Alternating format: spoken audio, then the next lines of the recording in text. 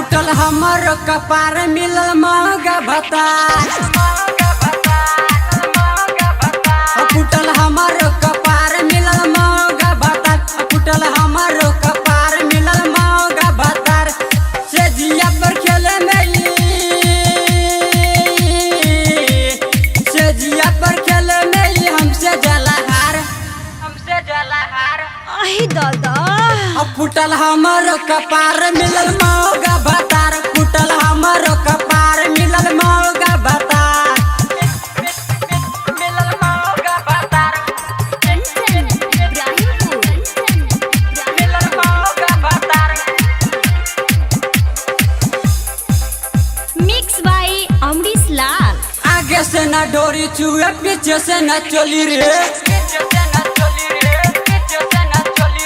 महंगा भतार मिलल कबो नहीं खोली रे। आगे से न डोरी चुए पीछे से न चोली रे। महंगा भतार मिलल कबो नहीं खोली रे। लागे हमरा बेच पड़ी लागे हमरा बेच पड़ी जाए के बाजार। अरे माई रे फुटल हमर कपार मिलल महंगा भतार। फुटल हमर कपार मिलल महंगा भतार। मिलल महंगा भतार।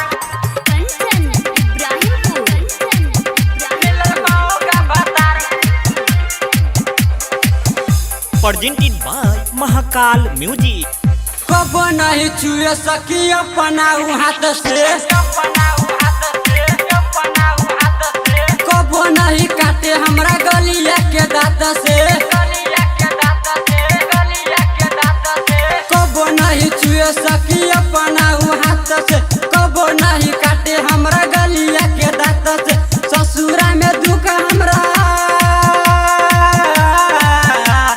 ससुरा में दुख हमरा मिले नया चार।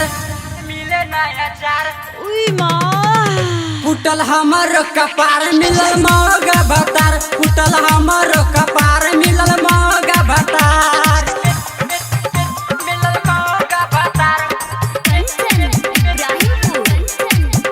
मिलल महंगा भतार। presented by Mahakal music. रंग बाजा राजा सखी बुझे नहीं दरद। रामी सुशील सखी कैसन बारे मरद। रंग बाजा राजा सखी बुझे नहीं दरद। पंक सुशील सखी कैसन बारे मरद। सूझ सबरिया हमसे सूझ सबरिया हमसे करे नहीं प्यार। ओहो फुटल हमर कपार मिलल महंगा भतार। फुटल हमर कपार मिलल महंगा भतार। महाकाल रिकॉर्डिंग स्टूडियो नरगा बाजार सीतामढ़ी बिहार।